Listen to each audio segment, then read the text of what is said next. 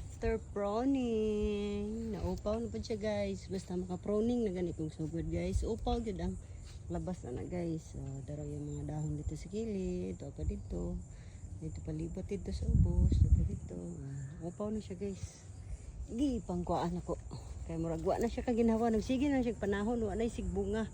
Ug mamunga po siya. Sige po siya kit-kit. Gipa NBI na nako. Ug kinsay nagakit-kit. Ani ako ang kuan.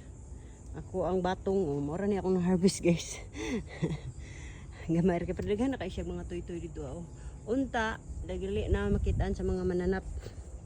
Yan siya guys. Wala siya sa kapamunga, sige ra siya kuan. Sige ra siya pang toy-toy dara. Yan siya, upaw na ka dito ba. Diba?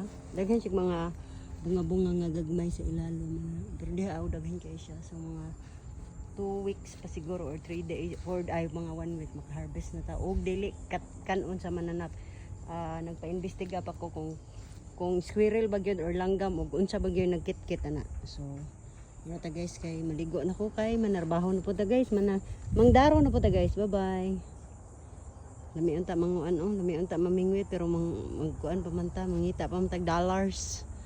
Sige mara ta, bye bye.